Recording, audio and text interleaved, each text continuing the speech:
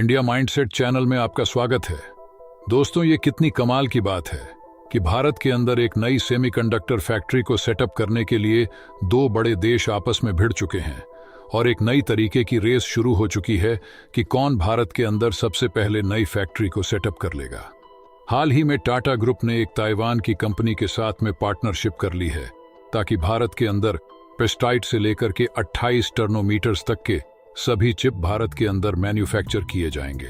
और अब ताइवान को देखते हुए साउथ कोरिया की एक बड़ी कंपनी भारत के एक और बड़े प्लेयर के साथ में रातों रात पार्टनरशिप कर चुकी है ताकि वह भी भारत के अंदर ताइवान की इस कंपनी से पहले अपनी फैक्ट्री को सेटअप कर लें। फिलहाल दोनों देशों के इस कॉन्ट्रैक्ट में ओवरऑल भारत को फायदा होने वाला है, जिससे हमारी इलेक्ट्रॉनिक इंडस्ट्री को एक नई डायरेक्शन मिलेगी। फिलहाल क्या है पूरी रिपोर्ट, आइए आज के इस वीडियो में जानते हैं, लेकिन उससे पहले लाइक और चैनल को सब्सक्राइब जरूर कीजिए।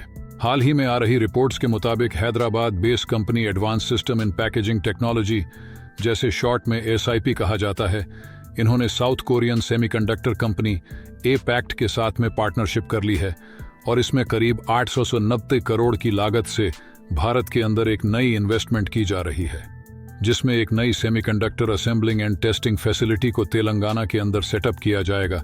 इस फैक्ट्री को भी इसी साल से ऑपरेशनल फॉर्म में चालू करने की तैयारी है और इस पार्टनरशिप में भी दोनों कंपनियों ने कहा है कि हम चाहते हैं कि भारत की जो डिपेंडेंसी है चाइना पर, उसे रिड्यूस किया जाए।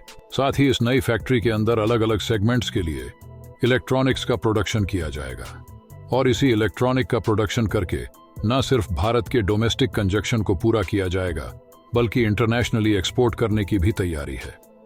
अब भारत की इलेक्ट्रॉनिक्स की डिमांड ऑलरेडी US और यूरोप में बढ़ती चली जा रही है और ऐसा इसलिए क्योंकि चाइना के अंदर जो भी इलेक्ट्रॉनिक्स बनाए जाते हैं उनकी तरफ से हैकिंग बहुत आसानी की जा सकती है।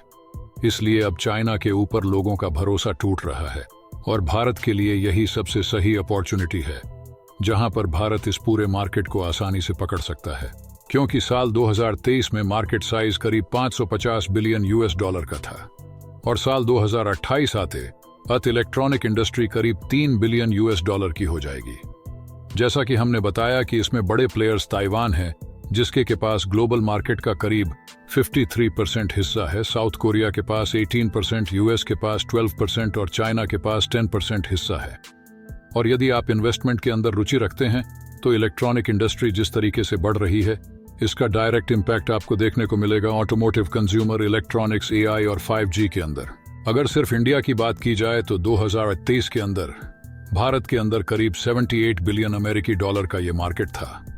साल 2025 आते आते यह करीब 300 बिलियन US का हो जाएगा, जिसकी एनुअल ग्रोथ करीब 16% बताई गई है। अभी भी भारत के अंदर फिनिश्ड चिप्स की जो सप्लाई चेन है वो चाइना से पूरी की जाती है और करीब करीब 60% हम चाइना से ही इंपोर्ट करके पूरा करते हैं। अब जर्मनी भी भारत के इस इंडस्ट्री में शामिल होने के लिए हाथ फैला रहा है।